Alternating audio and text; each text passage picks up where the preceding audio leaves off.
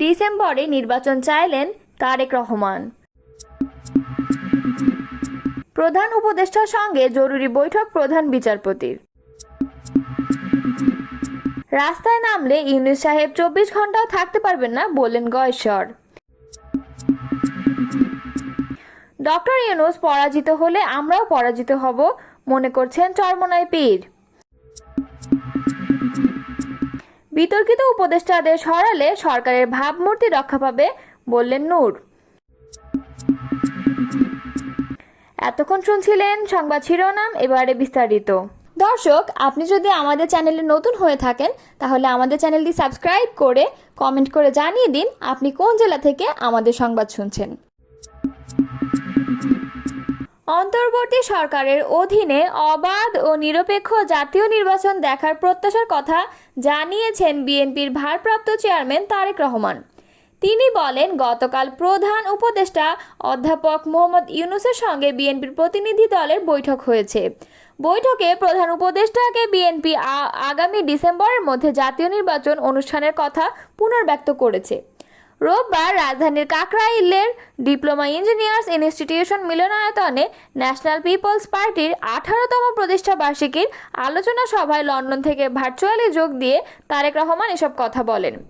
বিএনপির ভারপ্রাপ্ত চেয়ারম্যান তারেক রহমান বলেন, এই সরকারের নেতৃত্বে জনগণ দেশের ইতিহাসে অবিলম্বে অবাধ নিরপেক্ষ একটি জাতীয় নির্বাচন দেখতে চায়। সরকারের গঠনমূলক সমালোচনা করার আহ্বান জানিয়ে তারেক রহমান বলেন, জনগণের সরাসরি ভোটে নির্বাচিত সরকার, অন্তর্বর্তী সরকার বা তত্ত্বাবধায়ক সরকার হোক, নাগরিকদের সকলের সরকারের গঠনমূলক সমালোচনা জারি রাখতে হবে। দেশের জনগণ সরকারের করুণার পাত্র নয়। সরকার অবশ্যই জনগণের ন্যায্য দাবি মানতে বাধ্য। এখানে সরকারের মান অভিমান বা রাগ বিরাগের কোনো সুযোগ নেই। দেশে স্থিতিশীল গণতান্ত্রিক সরকার না থাকায় দেশি বিদেশি বিনিয়োগে স্থবিরতা নেমে এসেছে উল্লেখ করে বিএনপির ভারপ্রাপ্ত চেয়ারম্যান বলেন, এক অনিশ্চিত রাজনৈতিক ও অর্থনৈতিক পরিস্থিতি নিয়ে বিভিন্ন শ্রেণী পেশার মানুষের মধ্যে এক ধরনের অস্থিরতা তৈরি হচ্ছে, যে কারণে বিভিন্ন শ্রেণী পেশার মানুষ প্রতিদিন বিভিন্ন দাবি দেওয়া নিয়ে রাজপথে নেমে আসছে। কিন্তু দুঃখজনক হলেও সত্য, এই মুহূর্তে তাদের দাবি শোনার কেউ নেই।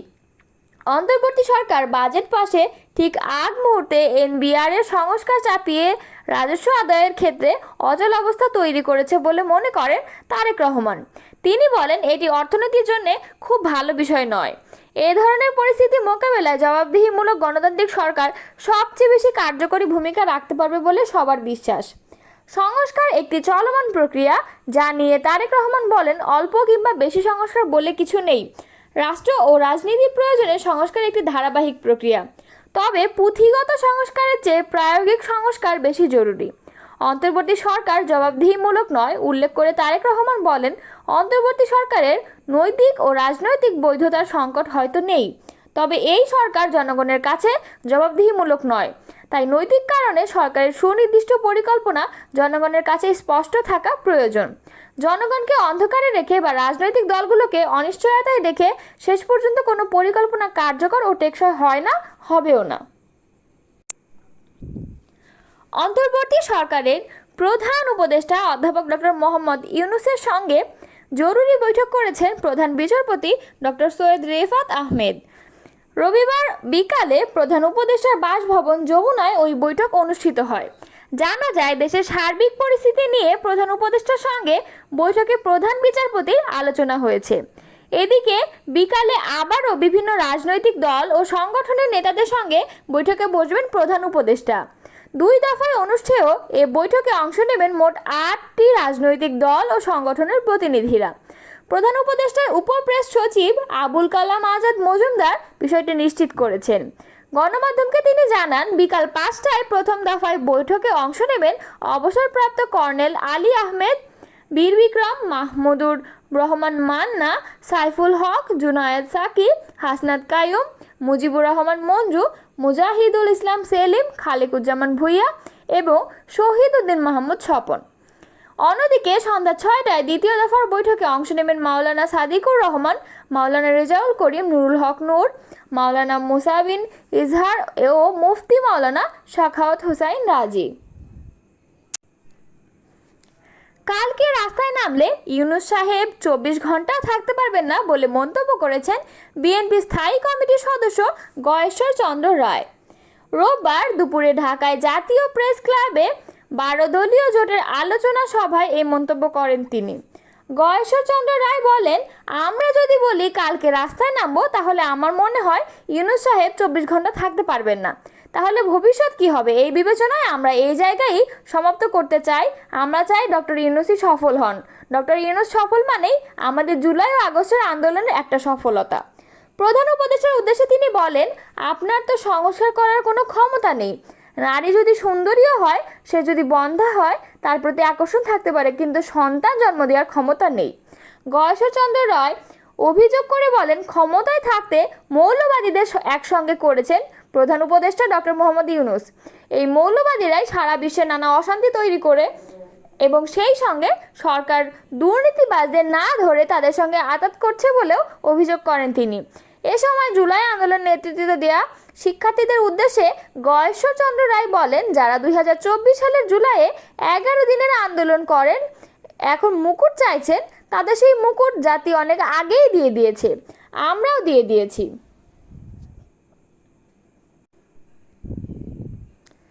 ইসলামী আন্দোলন বাংলাদেশের আমির মুফতি রেজাউল করিম চরমোনাই পীর বলেছেন, আমরা প্রধান উপদেষ্টা ডক্টর মোহাম্মদ ইউনূসকে বলেছি, দেশ ও জনগণের প্রয়োজনে আপনাকে নিয়ে এসেছিলাম একটি সুন্দর ও ন্যায়ভিত্তিক রাষ্ট্র গড়ার জন্য।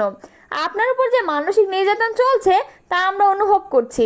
রোববার যমুনায় প্রধান উপদেষ্টার সঙ্গে বৈঠক শেষে সাংবাদিকদের তিনি এসব বলেছেন।